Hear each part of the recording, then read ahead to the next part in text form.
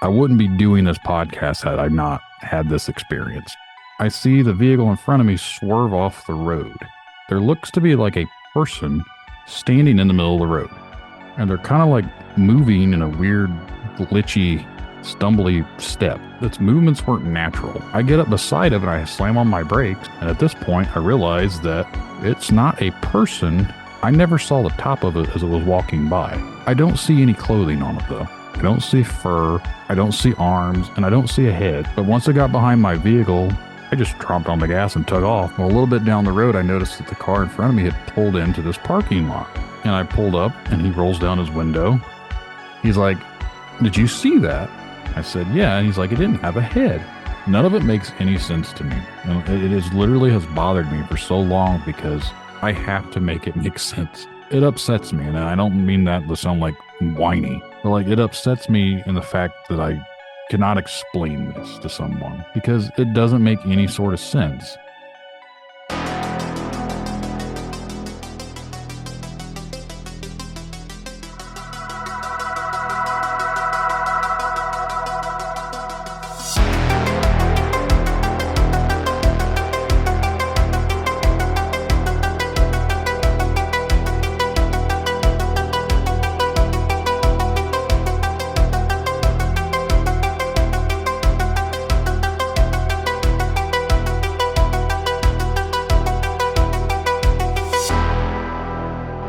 This is Bigfoot Crossroads.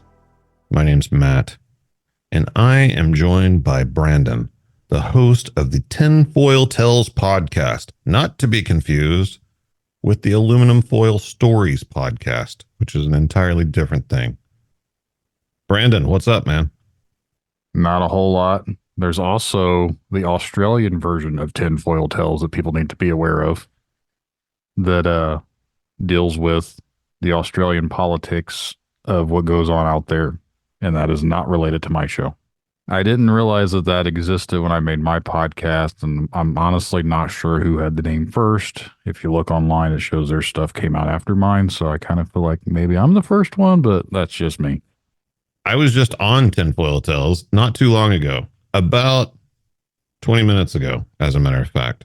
I guess that episode will come out sometime next year. With your current schedule? Probably. No. I figured we could work something out. I could bump it up if I need to. You're good, man. You're good. You blew me away whenever you told me how far ahead you are, how many times you record during a week. I mean, geez, man, how do you find time? I really don't. And I think it drives everyone in my family crazy because almost nightly, I'm down here doing something. If it's not recording someone or if I'm not on someone else's show, I'm either down here editing or doing something. I always find time to come down to my little hole in the wall basement just to have my alone time, I guess. I know that's selfish of me in that sense because I leave my wife to deal with our 2-year-old or 5-year-old that's upstairs. But I have to have my moment of peace, I guess, just to focus on podcasting, but I enjoy doing it. It's my little outlet. So Tinfoil Tales, what's it about? It is very similar to what you got going on here at Bigfoot Crossroads. I interview guests that have had weird experiences. That's not always cryptid related. There are some other topics we dive into that are conspiracy realms, which kind of falls into the whole tinfoil name. The podcast concept originally, when I thought of the idea of doing this podcast, was during the Beast era of 2020. And everyone was kind of not able to go out and do things during that time frame. So me and my friend were talking about a lot of things going on in the world. And I said, it would be a great idea if we could, instead of having these conversations together, if we could just record it, people will listen to it. Like, I don't know if anyone ever does stuff like that because I was not a podcaster. Lo and behold, I realized that the things that I want to talk about are not really something that's not being done. Literally, almost everyone has a podcast these days doing the same type of thing. I was like, well, my original idea went out the window because it's not too original. But I thought of the name up back then when I was trying to get ideas for it. And then I just kind of sat on it for a while. For anyone listening that doesn't know who I am, which is probably everybody, um, I am not a podcaster in the sense of this is something that was ever my dream or goal to do. It was literally, I've always done metal vocals. I am a band guy. And during that time of 2020, the band kind of went kaplunk and I didn't have anything to do. So I started to listen to other podcasts. Well, I was listening for research because, again, I knew of Joe Rogan. Like when someone said podcast, you oh, Joe Rogan. I mean, Right. that's all I really knew about it. And it just wasn't anything I was ever interested in. I was just like, why do I want to listen to people talk? I listen to music. I listen to music. Why do I want to listen to people talk? And then I started listening to a podcast that was very conspiratorial, which I was like, oh, I like this. And then I've wondered, I was like, I wonder if there's anything about aliens. So I typed in stuff, and the first couple I found were, I'm not even going to name drop them because they're stupid. And I didn't like it. And then I came across a pretty well known Bigfoot related show that I won't name either. And that led me to another podcast. It led me to another podcast. And those are about the only 3 or 4 podcasts that I kind of listen to. And that's pretty much the only ones I'd still listen to up until the past year or so. I don't really listen to any anymore. But that was the ones that kind of helped me figure out podcasting. But mainly because some of the topics they talked about related to something that I experienced. And I kind of realized that, you know what? Maybe what happened to me that I haven't really talked about because of the whole stigma of seeing something crazy. Maybe I'm not crazy. So I took the idea of the same name, the conspiracy thing, and then I just kind of threw it into the umbrella of I want to interview people that have experiences because maybe selfishly it'll help me cope with what I experienced. And then for the first year of doing the show, I never even talked about what happened to me. Oh, wow. I wanted to hear everyone else's stuff. The show's not about me. I didn't want to make it about me. And I was still very hesitant to talk about it because I'm hesitant to even believe it myself because I'm a skeptic. And I've told people from the get-go that my show, I'm not here to prove or disprove anybody. It's all about the guest. I'm skeptical on a lot of things, so I'm not going to say you're lying. I'm not going to say you're wrong. I don't always have to believe everything, though. Like, I always try and rationalize things. That's just my mentality of how I deal with life. I don't take everything at face value, and that's maybe why I'm a tinfoil hat wearer, because everything is not true. But that's just how I kind of went about things, and yeah, that was almost... My first episode came out, I think, September 1st of 2022. We recorded it back in the summer of 2022, and I sat on it for a little bit. And then that was a very, anyone that eventually may go check out my show, the earlier episodes, if they know who I am, I'm not very fond of the audio quality. The newer ones are a lot better, but the first episode, my friend and I were talking about weather control. And then the next person I interviewed was an actual interview, was a Dogman encounter. And then the next person was Bigfoot. Like, it just kind of went more into the cryptid realm, and then it went down into the alien abduction realm, and it just branched from there. Has it changed since you started it, like your vision of it and sort of content that you look for? Not really. I never set any expectations for the show. And that's mainly because of being in a death metal band. You don't have any expectations. And I just wanted to do it just because it was something for me as an outlet. But I thought maybe it would help me, but I'm also helping someone else. Mm-hmm. Like, giving someone a chance to talk about something that I felt like I couldn't talk about, I thought would help other people, but also help me by hearing what they were saying. So it kind of reaffirms to myself that, you know what, maybe what you experienced, it's okay because you're not the only one. And now that the show's grown to what it's been growing to, which 100% humble and grateful for everyone that's listened, checked it out, follows along with it. I never expected it to be what it is. Like, I try not to get hung up on numbers or anything like that. And it's not really the goal, but the more people that find it and listen to it, the more I feel like it's helping people. So it kind of helps me feel better, if that makes any sense. Like I've said it before, it's like a selfish thing for myself, I guess, because I feel like I want to help people, but it also helps me. So it's like therapeutic. Yeah, a mutually beneficial thing. We talked a bit about that on your show. Yeah. I was just on. Same thing with me. Which there's nothing wrong with that. You know, as a byproduct, you know, you get help as well, then that's great. You're definitely helping others by providing a platform for them to share their experiences and just talk about some stuff that they wouldn't normally be able to talk to anybody about in normal day-to-day life. At least that's been my experience. I still haven't gotten my wife to talk about any of the weird stuff with me. What about yours? I know you're a family man. How's your family handle all this? I think they probably think I'm crazy. Yeah. I interviewed someone from a podcast, and I'll name drop him, but he his podcast is "My Family Thinks I'm Crazy." I was like, I resonate with your podcast name just because you're. I literally think my family thinks I'm crazy too. So there's that.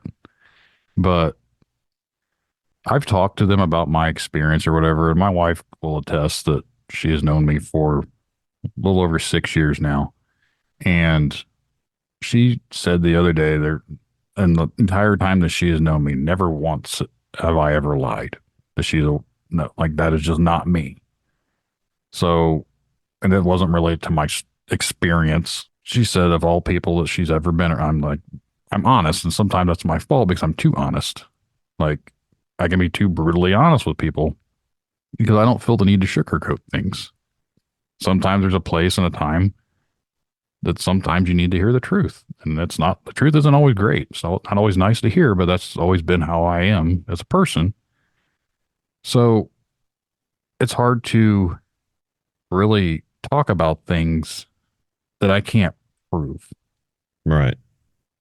And I can't prove it to myself. I question myself because I'm like someone I have to know. And I think that is why I'm here right now, is because for 17 years, I've wanted to know, because I can write it off as something else. And that's what I've tried to do for 15 years.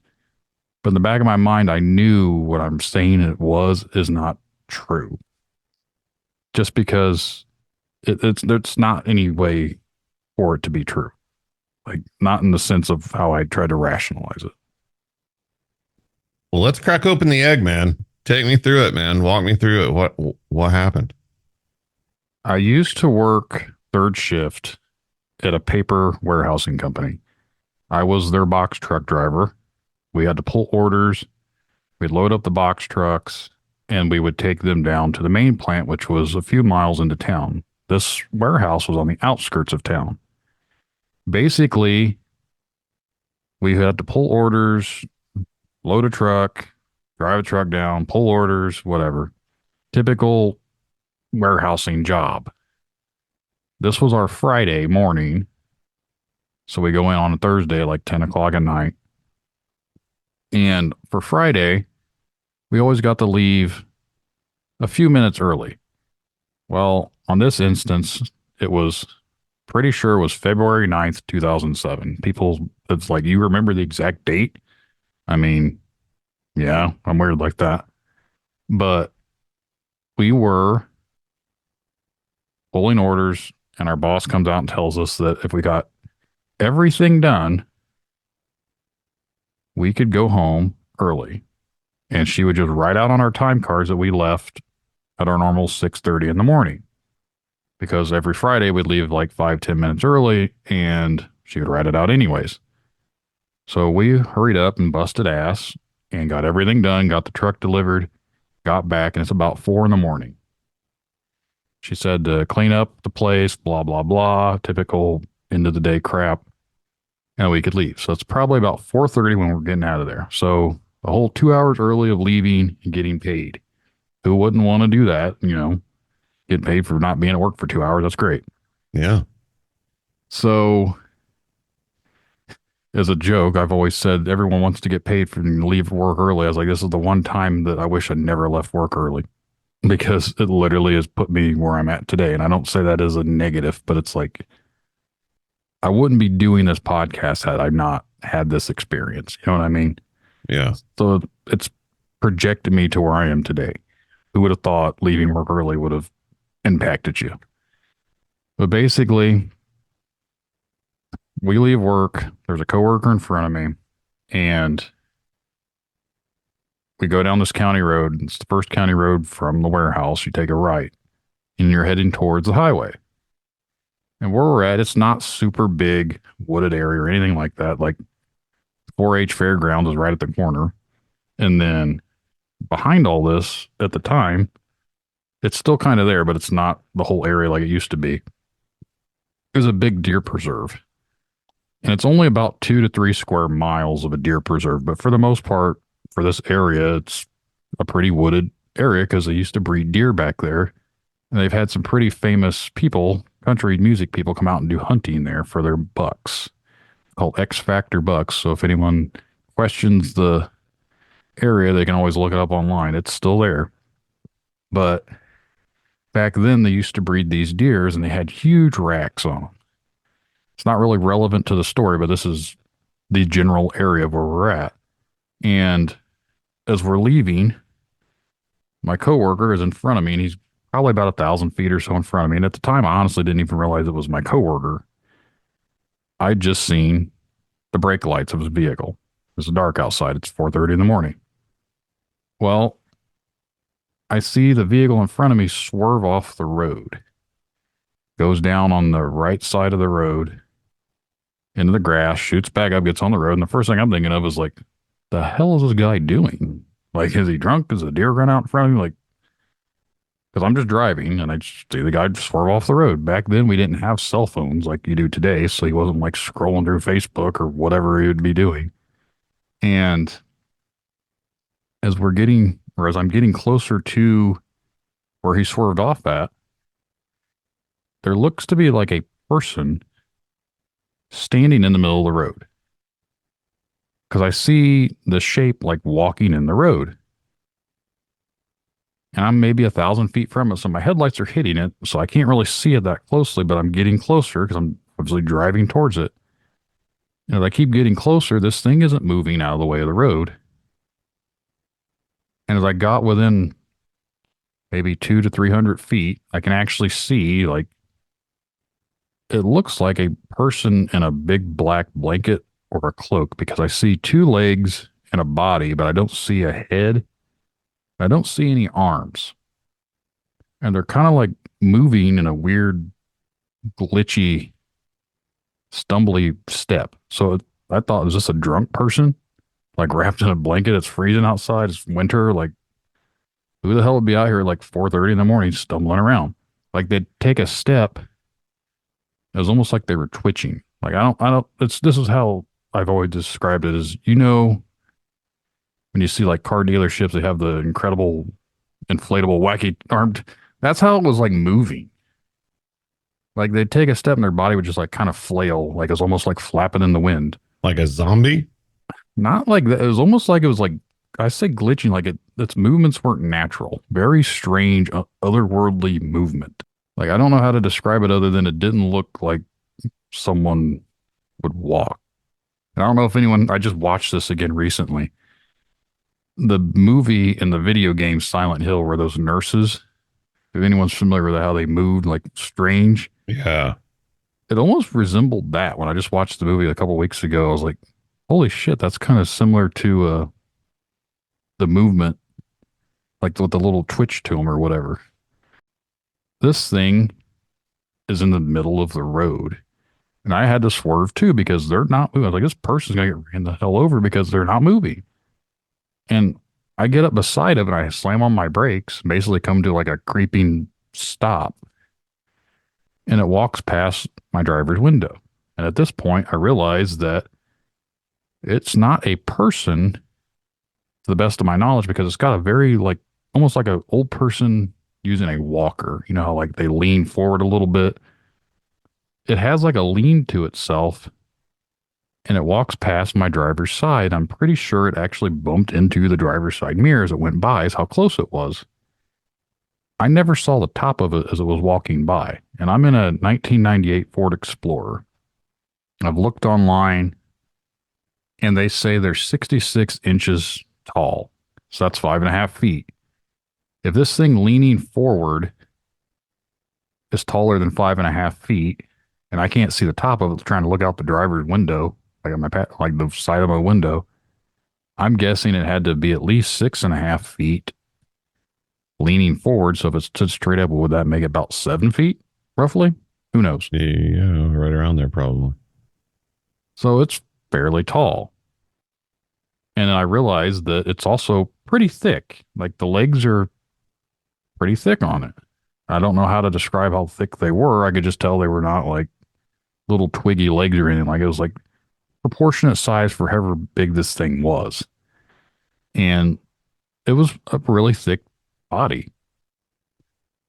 Now, as I was walking by the window, all this is happening within like a few seconds. So it's not like I had like 10 minutes to really study what was going on because I'm still trying to wrap my head around why a friggin' person's walking in the middle of the road.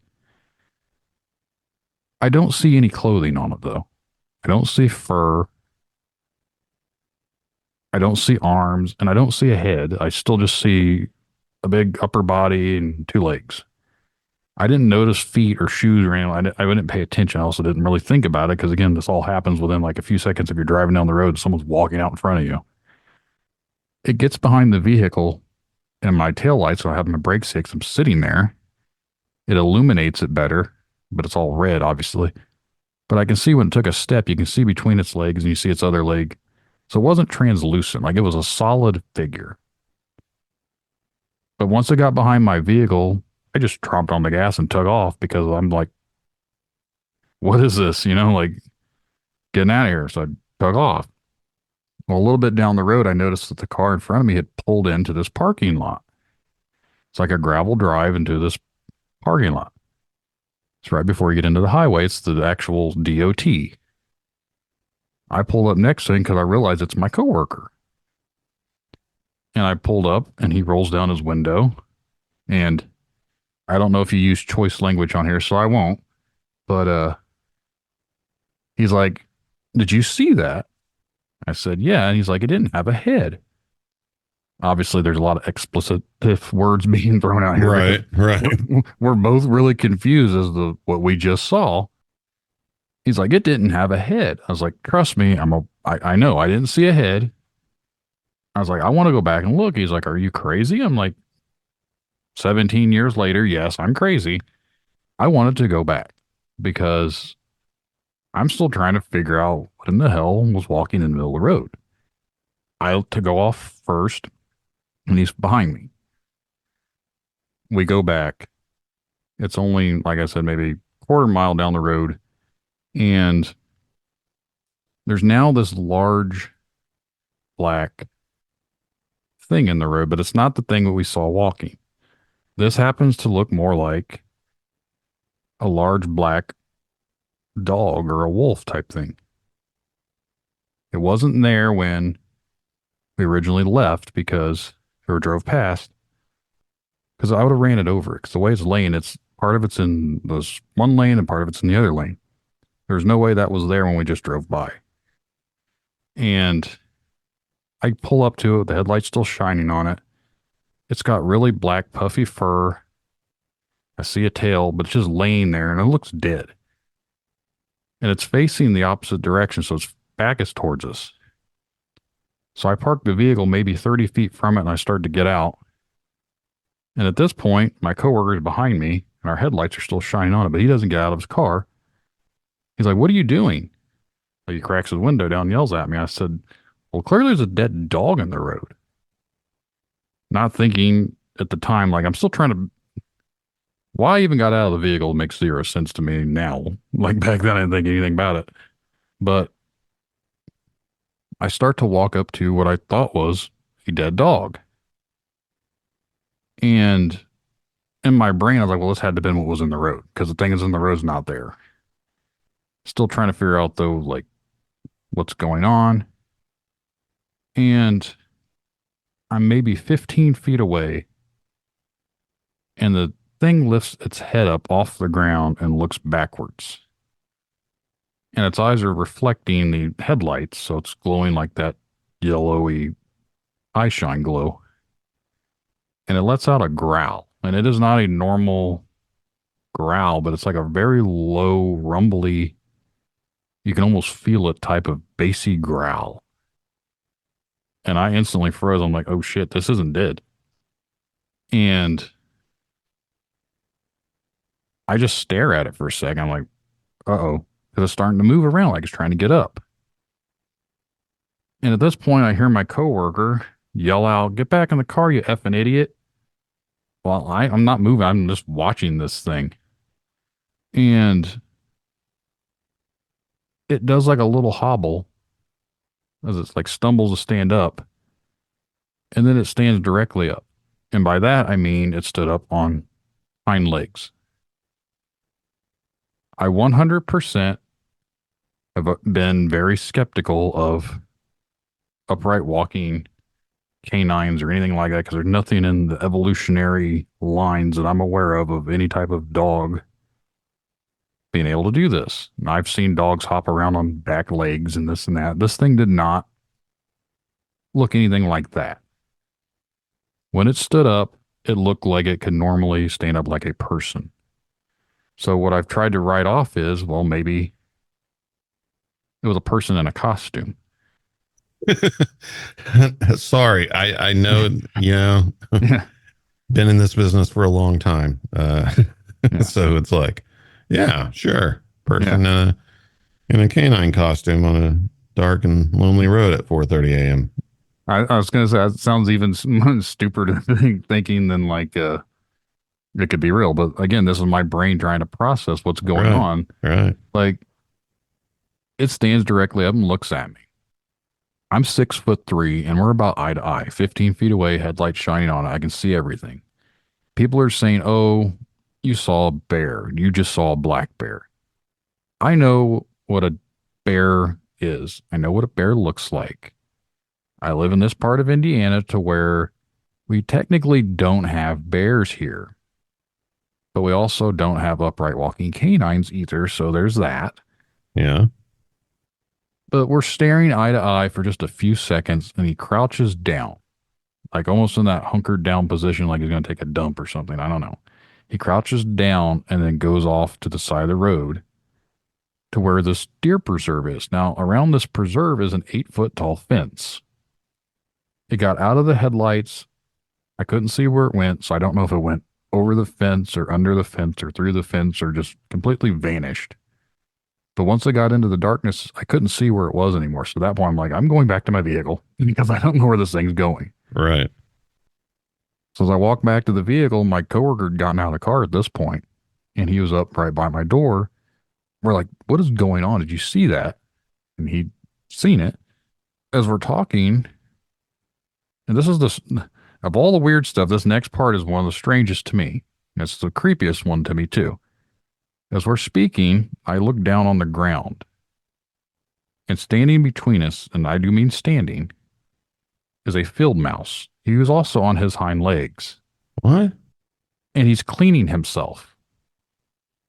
Its fur is all wet and it's wiping its face, but he's standing in between me and my coworker. Like we're having a conversation and the mouse is like, yo, what up? And he's having a conversation with us too. Like it's weird. He's on his hind legs, wiping its face, just cleaning itself.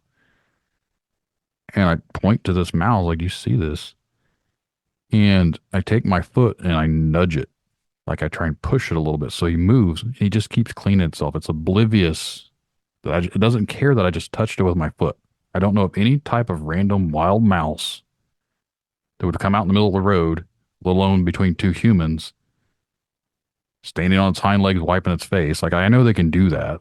Like hamsters can do it and whatever, but like, why would it be doing that between, you know what I mean? Yeah, yeah. Very strange behavior. Why did it not care that I touched it with my foot?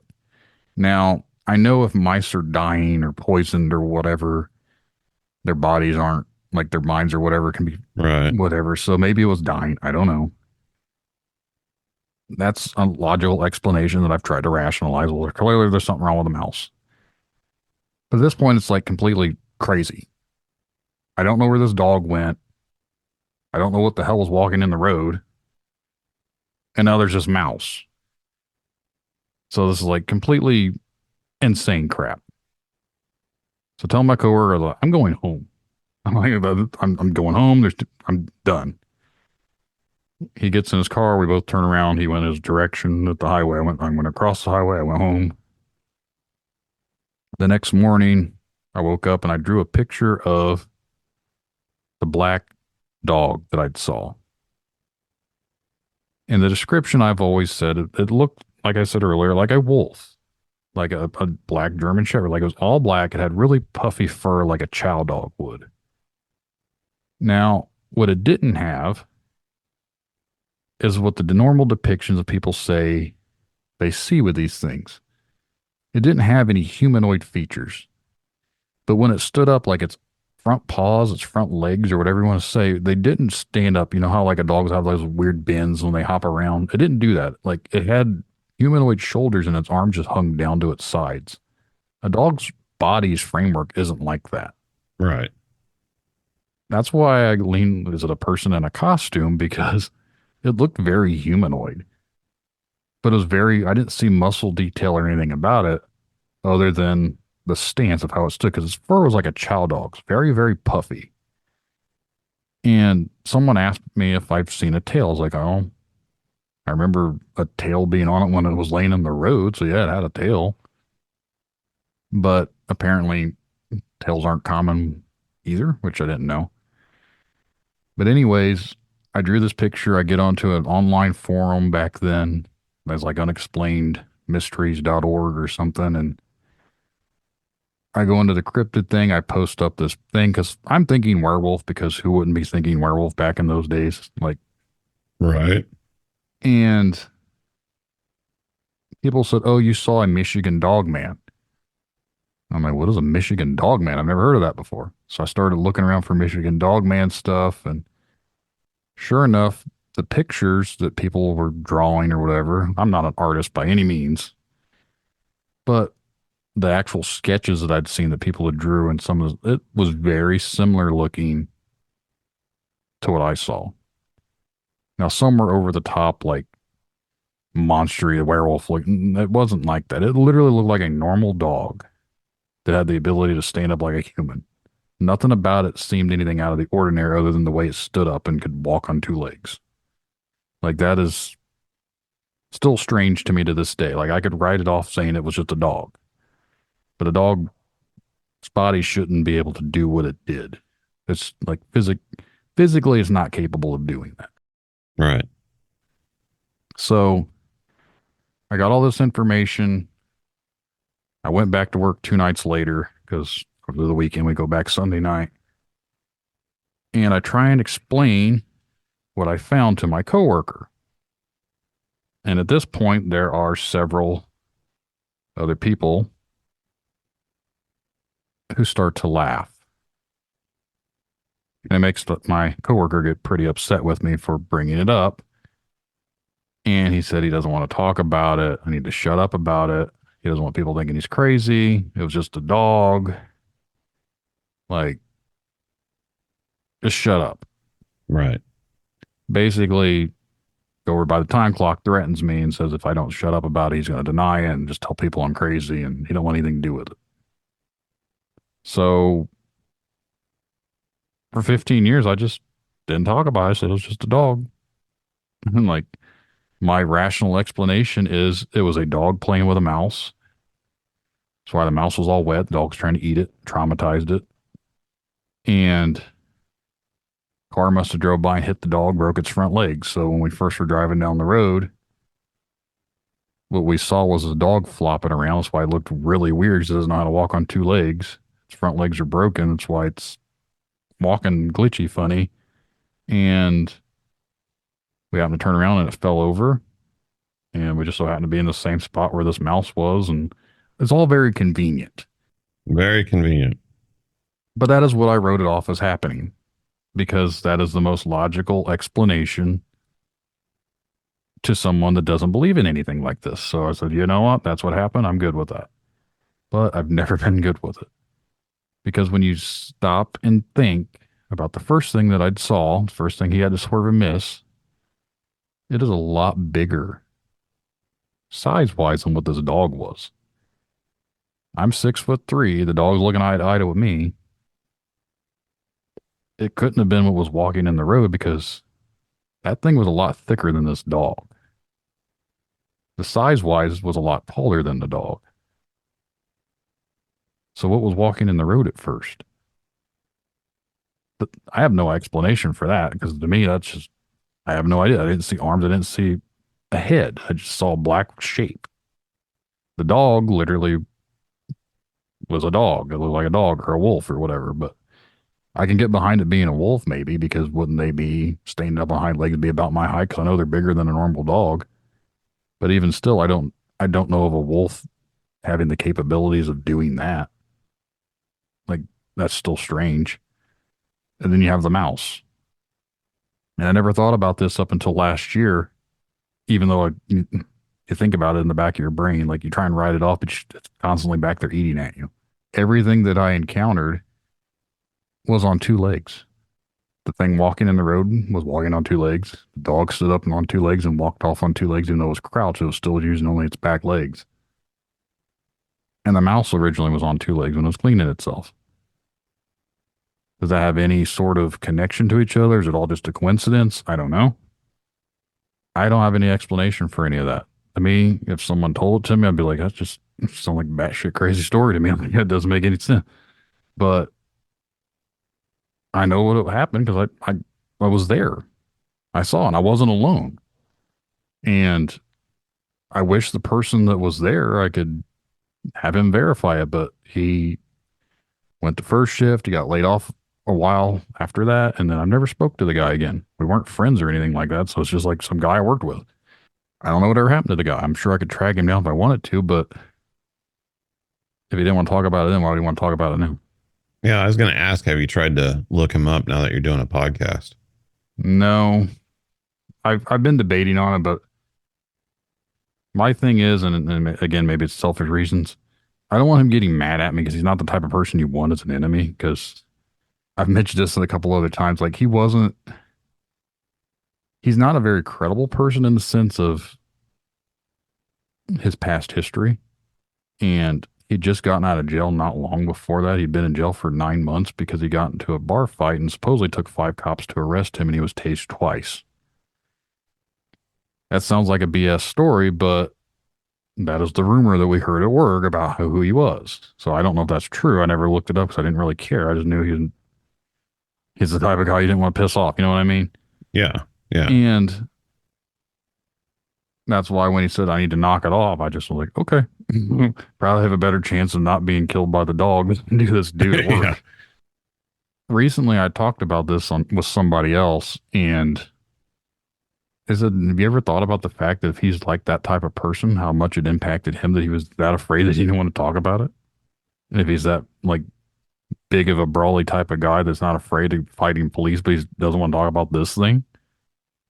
I was like, no, I never even thought about that before. At the time of the incident, did you guys talk any more in detail? Like, did he say like why he swerved off the road? Was it like in his lane or something or anything like that? He didn't specifically say. The only thing that was really said is, did you see that? And I said, yeah, it wasn't. And he said it didn't have an effing head. I was like, yeah, I didn't see a head either. And then like that was the extent of the conversation as far as like what was in there. I didn't ask if it was walking out there. It was literally just his eyes were like bulged out trying to figure out what the hell was. He just swerved off the road to miss the original thing. Like he didn't see any details other than the fact that it didn't have a head. That's what he was hung up on. Like that was the first thing out of his mouth is it didn't have a head. And you didn't see any arms either. No, What color was it? it was solid black.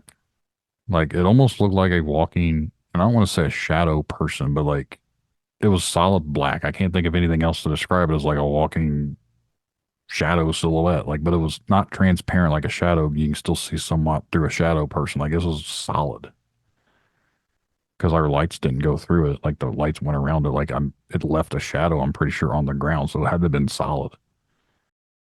Whenever you lit it up with the brake lights, could you tell anything like texture or anything like that?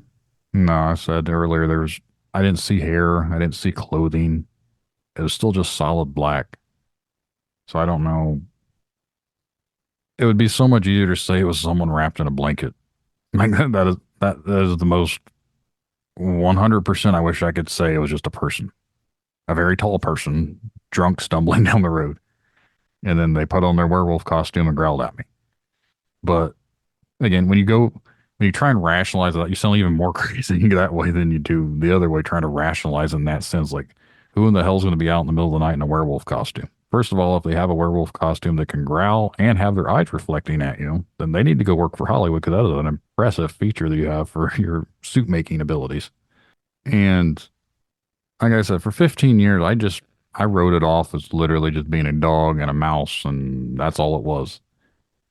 But you've had experience. You still think about it.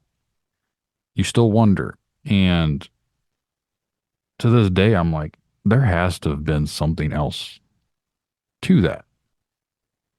And it eats at me knowing that I'll probably actually never really know what it was. I mean, dogs don't walk on two legs. No. And like you're saying, I was racking my brain trying to think of examples of dogs that would be that tall if they stood on their hind legs. It really narrows the field down quite a bit.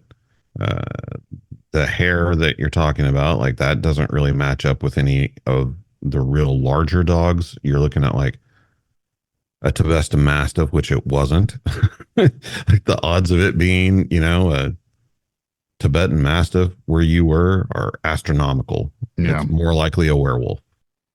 No. But it doesn't have the typical werewolf lore features. Like I said, it didn't have hands or humanoid feet or anything like that. So everything about it looked like a normal animal. I'm going to ask a question. This is a rough one, and I'm only doing it with you because you're a podcaster. Could you see genitalia? No. It may have had something. I don't know. I didn't look. Like, I'm just saying, like if it's a dog, yeah, if it's just a regular dog and it's standing upright, you're going to see it's a dog. Yeah. I don't remember seeing it. Like I said, it was so puffy fur. Like, and I was more or less just looking at its face because I don't know why, but like it was just the way it was staring at me. I was just expecting it to come and rip my face. You know what I mean? Like, yeah, I'm watching its mouth. It's not really like showing teeth or anything like that I remember. Like it was just staring at me. Like we're looking eye to eye at each other. And again, this whole thing only happened for like a couple seconds, 2 or 3 seconds, not very long, just enough for it to stand directly up and stare at me to let me know, hey, I can stare at you or I can stand up. It was like almost like a don't screw with me type. You know what I mean? Yeah. It was just showing me like, hey, leave me alone. I mean, honestly, just hearing the series of events, the first thing that pops in my head is shapeshifter. And that's where someone else has kind of went off with it too, is it sounds like I encountered something transitioning into our world. Yeah. Interdimensional, like bleeding into our world, taking shape. And the first thing was strolling down the road. It was still trying to get to its form. And then we came back and it had just morphed into the dog. And the reason it was laying in the road is because it was out of power because it just transitioned into our world and it stood up. And this is where you get hung up on it because you don't know if you believe it or not, but they claim dogmen feed on fear. I don't know if I believe in any of that, but that's just some of the things that gets tossed around. And I didn't show it any fear. I was like, no, I was more like confused of what the hell was going on. Like, wasn't afraid of it. I was just like, seriously, what is this? And because I didn't show it fear, it left me alone. And they said it turned into this mouse, which where the mouse came from, I have no idea because I don't know how it didn't get ran over. I mean, we don't know if the mouse is connected or not, but with everything else that happened, I mean, on its own, that would be weird. Why was the mouse all wet? Why was he cleaning himself? Like, none of that makes sense either. So they think it's all connected. I laugh at this because there's few different. I went on Reddit before I ever like went off on podcast. I went on Reddit. Last summer or whatever, before I actually started sharing it publicly on a podcast. I'd already been doing my podcast for over a year, and I still never told my experience because I don't understand it myself. So I didn't feel like telling other people about it. It's kind of weird, but that's how my mind works. And I went on Reddit though, and I wrote it all out. And someone said, "You guys are clearly on drugs." Well, sure, you just left work. Of course, you're on drugs. And you know, when two people are on drugs, you have the same hallucinations. Mm-hmm. That's how drugs work. So I was like, I was like, I can 100% guarantee you I was not on drugs because I don't do that. And again, if we were, you don't have the same type of hallucinations. I mean, you said that you didn't even know it was your coworker until you saw him pulled off on the side of the road. Right. I didn't know it was him. Like he apparently left before I did, and I was getting in my vehicle and just noticed there was headlights down the road. I didn't know it was him. Got off work early, did a bunch of hallucinogens before you hit the road. Right. I mean, okay, yeah. Someone else said, what you basically said about a shapeshifter. I said, yeah. I mean, I could possibly be into that if those things exist. I mean, interdimensional shapeshifter, sure, whatever. At this point, I'm out of guesses. Someone said I saw a bear with mange. I said, at what point did I ever say I didn't have hair? Like if something has mange, usually it's missing fur. This thing was puffy. I literally said in the description, I had a really puffy fur. And I know the difference. If you're 15 feet away from something, you can tell the difference between a dog and a bear. Can we talk about the bear thing real fast? Go for it. Because it's one of my pet peeves. I was actually interviewed for a news article years and years and years ago. And the article was about Bigfoot, but it had kind of come out because at the time, a video had gone viral of a bear walking on two legs. I think it had been injured and didn't have any front legs. It was like in New Jersey or something, and it got really famous. But they asked me the bear question, misidentified bears. And my response to that, whenever you're born, you are seeing bears all the time. Even if you don't live in a place where you see bears, you see them on television, you see them in cartoons. We have teddy bears. There's not a little kid in the world that can't identify a bear by the age of 5. Yep. If you see a bear, you recognize a bear. You're like, oh, that's a bear. Even if you've never seen a bear in the wild before in your life.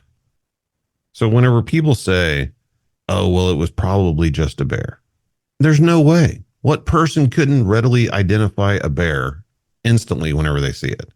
Mm-hmm. That's how I feel about it too. I can understand if it's darkness and you're only seeing shadows. This was in my headlights. Yeah. Like, I can totally tell it is not a bear.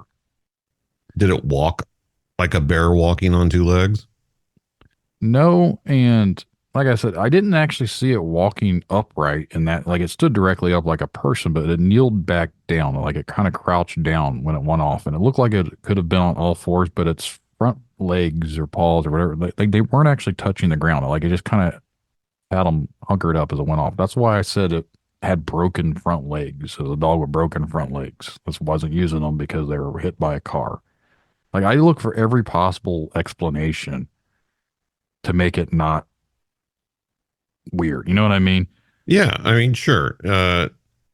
If by chance it was a very large dog that had been injured, hit by a car or something, and had broken front legs, And instead of trying to walk and falling and yelping and all that stuff like an injured dog would do, it figured out, hey, I can just stand on my hind legs and walk off. Yeah. It learned to adapt very quickly. Right. Let's say all of that is true. That doesn't explain what the hell you saw to begin with. No. And that's where I always come back to of writing everything off is I still can't explain what the first thing was. It didn't have a head or arms. So it's none of it makes any sense to me. And it is literally has bothered me for so long because I want to, I am the type of person, I have to make it make sense. Otherwise, it upsets me. And I don't mean that to sound like whiny, but like it upsets me in the fact that I cannot explain this to someone without them thinking that he's either crazy or a raving lunatic on, you know what I mean? Like you get that. Yeah. Because it doesn't make any sort of sense. And it bothers me that you can't talk about it. I literally didn't speak about it. Even right before I started the podcast, it was the same year as the winter of like from 2021 into 2022. As that winter, I was working on a survey crew. And one of the guys that I worked with had mentioned something like, I think he was stationed in Alaska at some point or whatever. And I mentioned to him about, did he ever see anything weird when he was up there? Because I'm thinking like Bigfoot. He's been in Alaska and he's like, no, why? And for whatever reason, I was compelled to tell him about what happened to me. And then we sat the rest of the lunch in his truck in awkward silence.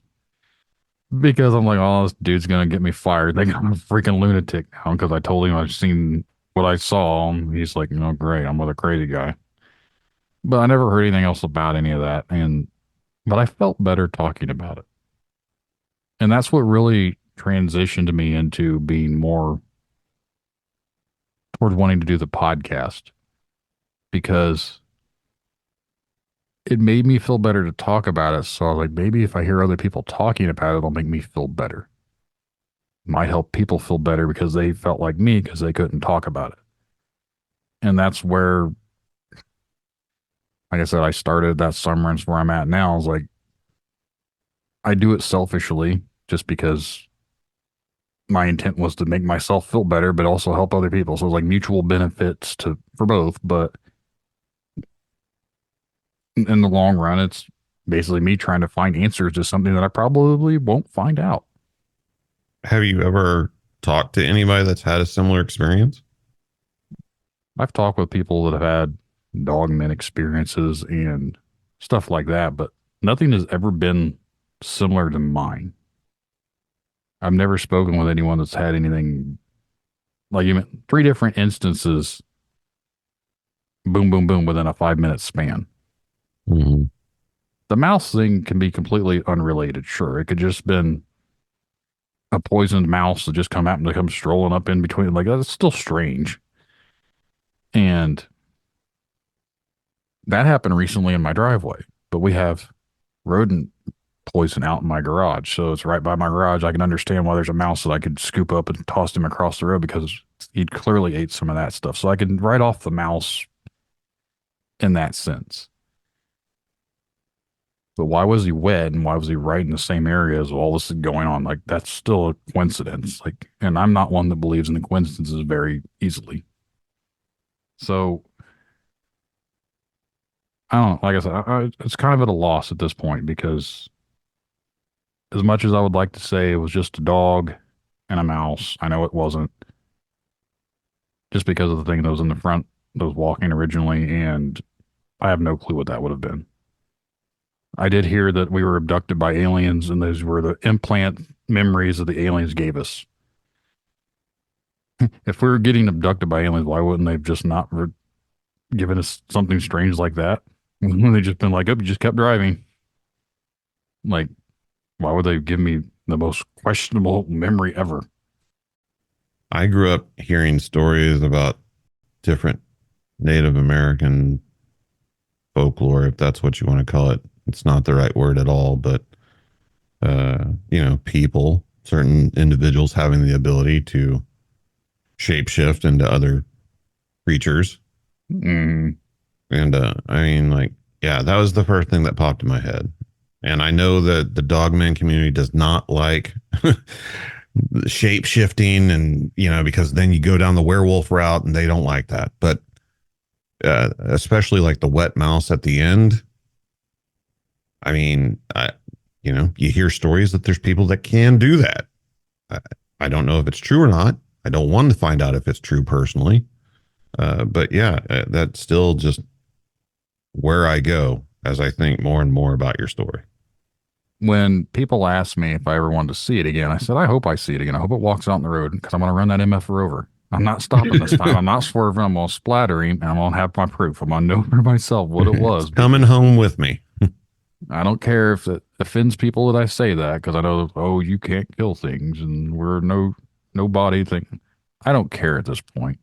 Like if it's the last of his kind, I'm sorry. I just wiped out the entire whatever it was species. Don't walk out in front of me. That's all I'm saying. So what else is going on? You've kind of told me a little bit. I told you not to tell me anything until we recorded, but you've piqued my interest. That wasn't the only strange event that you've experienced. This is not related to that, I don't think. But I've got about 30 minutes before I gotta go pick up my kids, so I'm gonna hurry up and blow through this for you. We moved into this house in 2020, and I again am a skeptic, so I don't want to say anything is supernatural, paranormal, whatever. But when you hear all the events that go on, you kind of just scratch your head and be like, hmm. We moved in October of 2020, and I'm painting the kitchen. At the time, we had a little miniature schnauzer, and obviously my other dogs, but it was just a miniature schnauzer. He would growl at anything. Like if a leaf blew, he'd be growling and barking at it. And he was like 14, so he didn't live much longer once we moved in here. But he starts growling as I'm painting in the kitchen. I'm the only one home, and he's growling. So I don't think anything of it because he's always growling. And then I hear the floorboard creak in the living room go, "Eek." That only happens when you step on a specific spot in the floor. So I instantly go look in the living room. There's no one there, but he's growling, looking at it. So I said, knock it off, go back to painting. My hair on my arms kind of like rose up a little bit because it kind of creeped me out, but I just was like, whatever. Just went about my business because I don't really buy into all that type of stuff too much. A couple weeks go by. We finally moved in, and the house it was built in 1978, so it's not a super old place. And no one has ever passed away to the best of my knowledge, because the folks that had the place before said that they bought it in 1995. I think only one or two other people had it before they did. But when we bought the place, the old lady told us that the doors have built-in crosses on them. And if you look at them, they kind of do, the way it's framed up. And I was like, okay, cool, whatever. They had Jesus pictures and all sorts of stuff on the walls. They were obviously Christian-y type people. I'm not religious, so that doesn't really matter to me. But anyways, we're laying in bed, and they have on the windows the old pull-down blinds, the type of rolled up, you know what I'm talking about? Like you pull them down. My wife and I were laying in bed.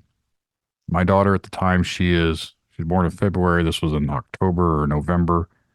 So she's not 2 yet. She's probably like 20 months old, roughly.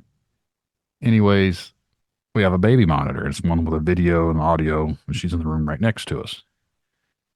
So we're laying her in bed, and the blind by her bed just rolls up by itself and scares the crap out of us. We laugh because clearly we didn't pull it down enough. I'm not saying that's paranormal or anything. Like, it can happen. It can happen, yeah. But what happens a couple minutes later, again, I'm not going to say paranormal because it can happen too, but through the baby monitor, we hear a man voice that says, "Mine." Nope. Nope. So we ran to her room, grabbed our daughter, brought her into our bedroom, and she slept with us that night, stayed in our room, and she pretty much stayed in our room for the next 7 or 8 months. Because What happened a few days later, my wife was changing our daughter's clothes, and she happens to notice three very large scratches down her back. Oh, man. The number three is significant in the sense if you look into Yeah. things because it is mocking of the Holy Trinity. Three is a sacred number to them to mock. Right. Three scratches comes up kind of often in demonic Yes. uh, activities. So I went through this entire house, every corner, every room, and I threatened whatever was in here. I will not say what I said to it, but I basically told it if it's going to come after something, it's going to come after me and it needs to grow up because I'm not one to F with. You leave my children alone. And I said, it's not welcome and it's not allowed to be here. So I felt like I did something right because we didn't have any more problems. So I thought. Our daughter, most parents brag on their kids, but I've always thought my daughter was really high intelligence for a little kid. Like she could talk at an early age, very, very like conversationalized. I have a son who's younger and he's going to be 3. He just now starting to talk, but my daughter could talk well before that. She started having an imaginary friend, and those creep me out in general. Like you've had kids or whatever, like I don't know if your kids had imaginary friends, but I was like, I don't like that. Nope. But my wife's like, well, it's normal. Okay, whatever you say. Well, her imaginary friend is named Chloe. That's kind of a specific name. Yeah. And my wife said, well, that's Bluey's best friend on that cartoon show. So I was like, oh, okay, it makes sense, whatever, because she really liked Bluey at the time. And this is probably about a year later. So she's not quite 3 yet. And she was always talking about Chloe, this and that. And she mentions sometimes that, well, Chloe sleeps in the floor. Well, why is Chloe in the floor? Well, that's where she sleeps. I was like, oh, because it must be a dog or whatever. And I said, what is Chloe anyway? Like, what does she look like? And I don't remember specifically if she said she's blue or purple. I thought she said purple. I'm like, oh, okay, well, Chloe's blue, whatever, dog. I said, oh, why is she purple? Because she's a ghost. I said, what? Huh. She said, she's dead. She's not even 3 yet. We're just at 3. Why would she know that? You know what I mean? Yeah. Like, this is some weird stuff for a child to be saying. I'm like, Chloe is not welcome here anymore. We don't want Chloe here. You're not allowed to talk to Chloe. Chloe has to leave. So she kind of stopped talking about Chloe. Like, that was the end of Chloe. This, like I said, I think she was about 3 at the time. I could have my time frames wrong, but it was right before I started the podcast. And I started doing the podcast, and I'd only been doing it for a couple weeks. And someone, don't know who they were, just a random person on the internet, told me they really worry about me and my family. I said, what do you mean? They said, when you start looking into these things, sometimes things start looking back. That's very niche or whatever the thing was called. Like when you stare into the abyss stares back or whatever Right. the saying goes. So I was just like, oh, okay.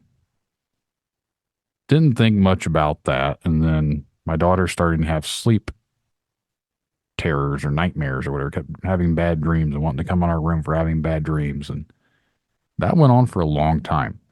And then last year, about a year ago, March, April sometime, I kind of took a break from doing Tinfoil Tales for a little bit. I had a lot of stuff recorded, so I just wanted to take a little bit of time off. And I was doing this other podcast with my friend. And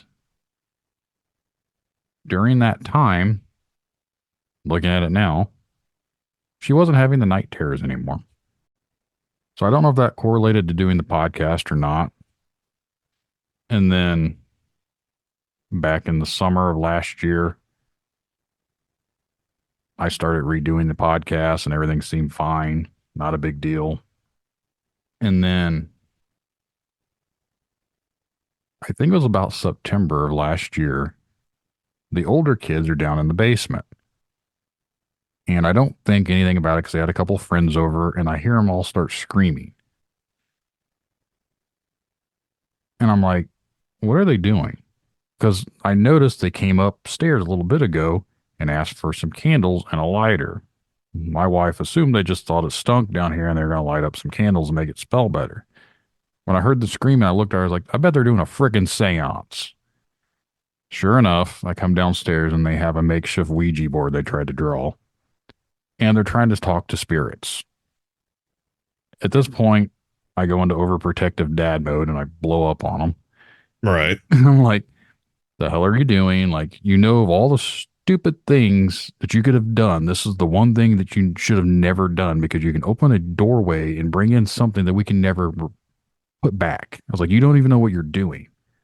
At this point, their friends probably think I'm crazy and they've never came back over since then, but they probably went home, told their parents, crazy dad starts screaming at us about demons and all sorts of stuff. And I don't want to go back over there.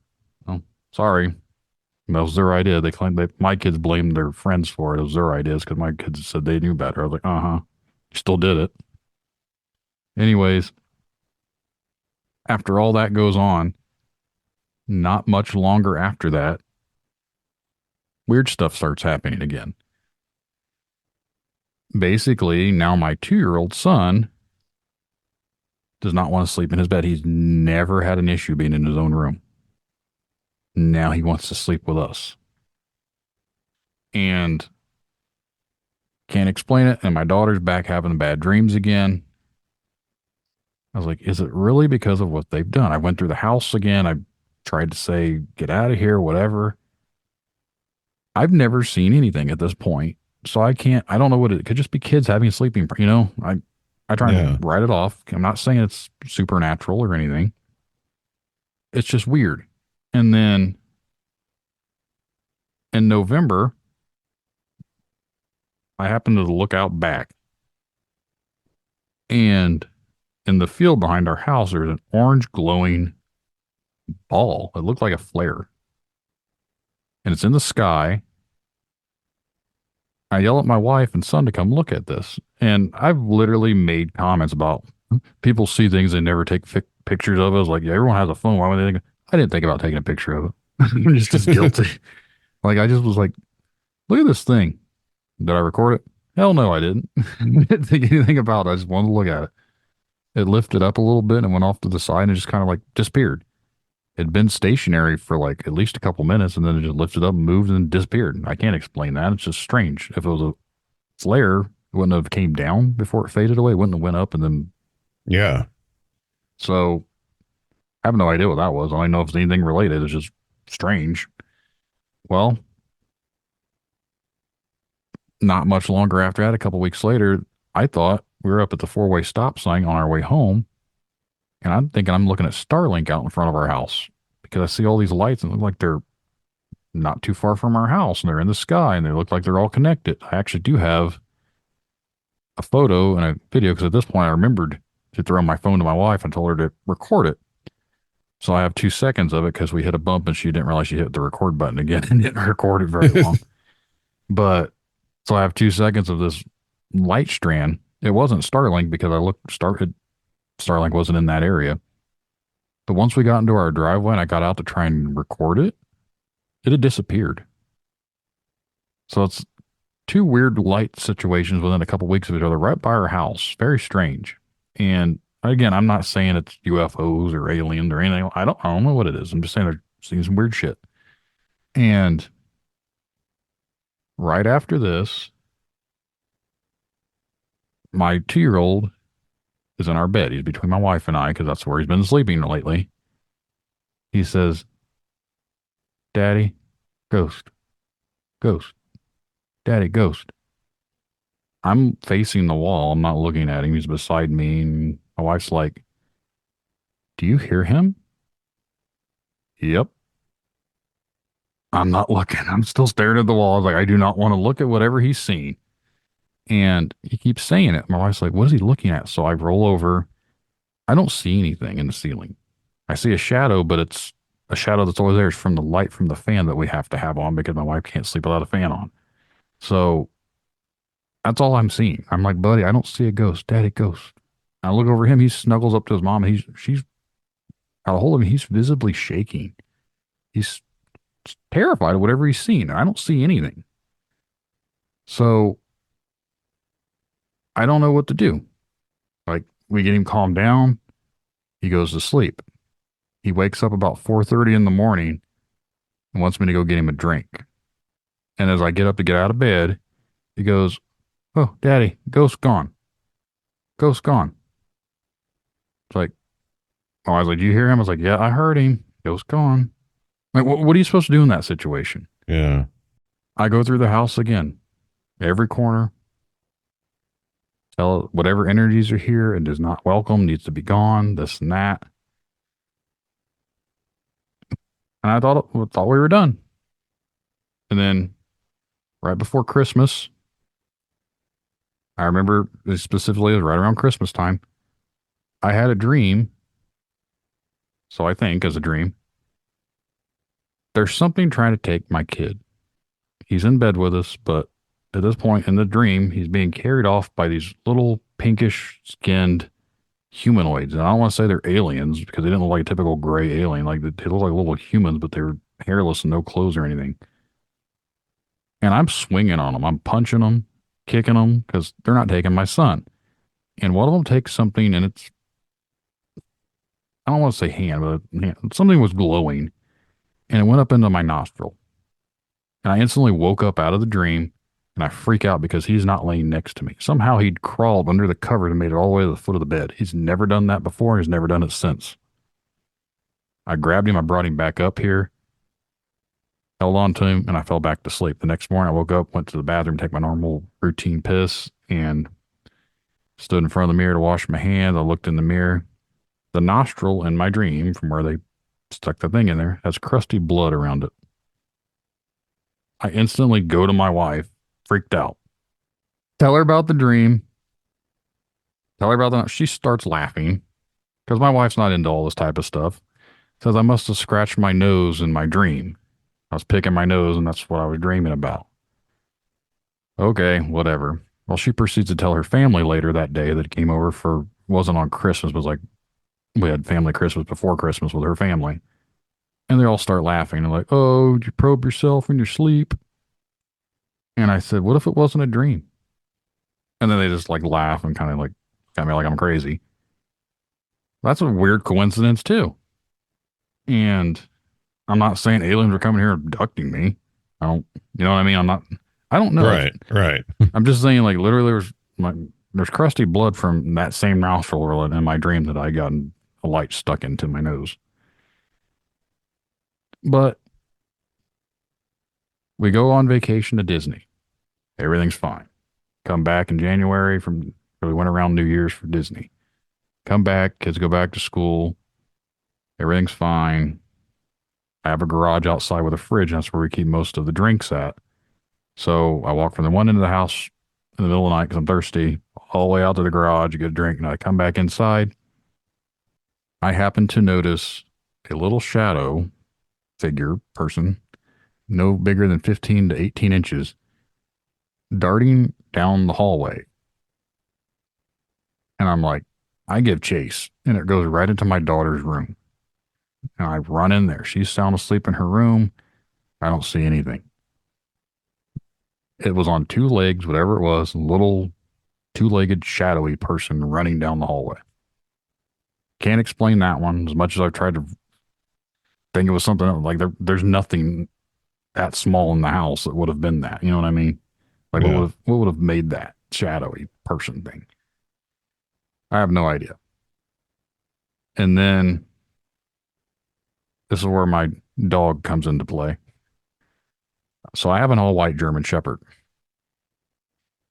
She is chewing on something. This has been into January, beginning of February.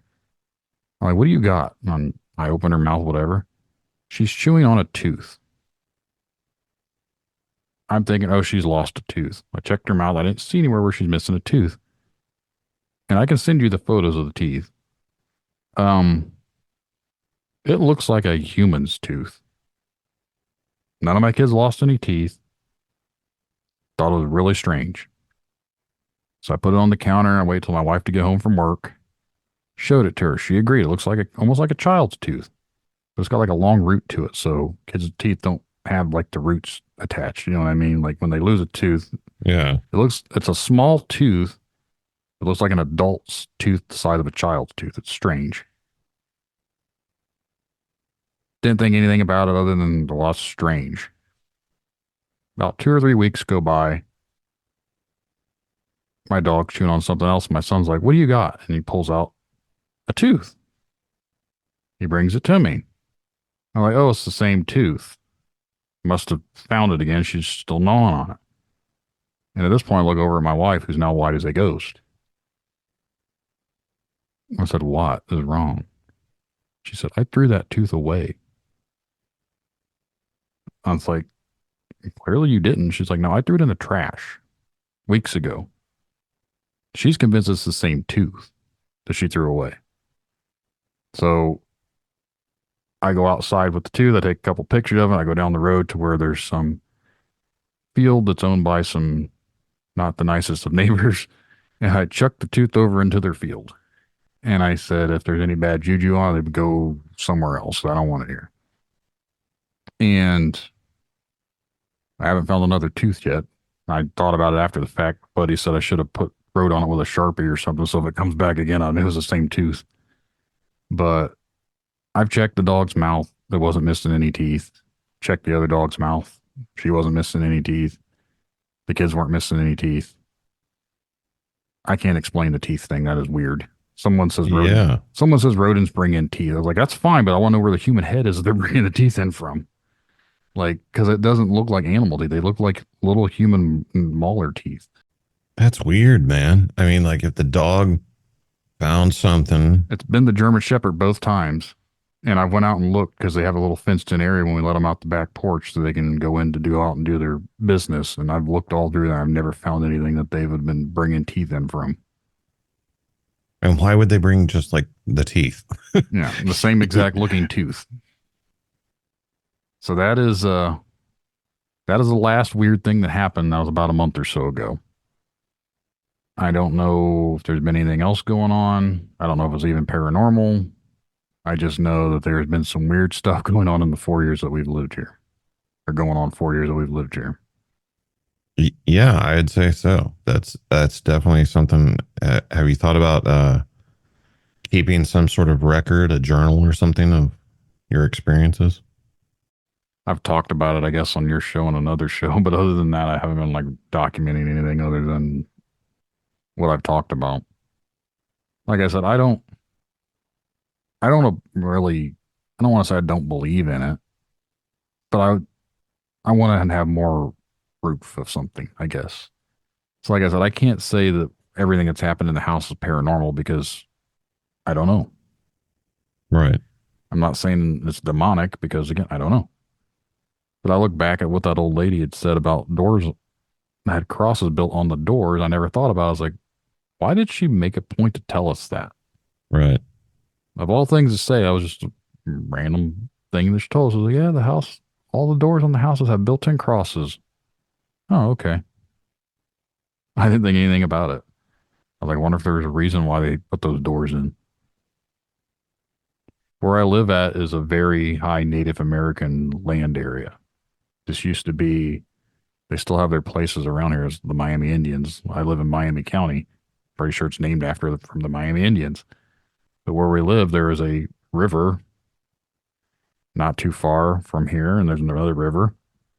And I only live 4 miles from where I had my weird experience back in 2007. I still live in the same general area. So, with it being strong with Native American lore, is it all connected? Is it all coincidence? I have no idea. It's something to think about because I literally think about it all the time.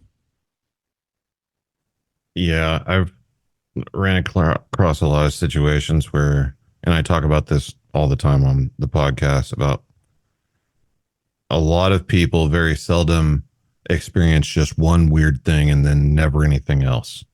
It usually seems like if you experience one thing, it kind of opens the door and you start experiencing other things. And it sounds like you might be going through a similar situation. Then there's also, like you're saying, just the geographic region itself could have something going on that's causing all these events. It's tough to say, but for sure, you've got some strange stuff going on. Yeah. Whether it's paranormal or alien or anything else, can't really say. But yeah, you're definitely experiencing enough events that it's worth noting and mentioning. So I've even made comments from people that I've been hesitant to interview because they have so many different types of experiences. Like, man, this can't be true. And then here I am talking about the stuff with you, and I'm like, I sound like the people that I'm kind of hesitant to talk to.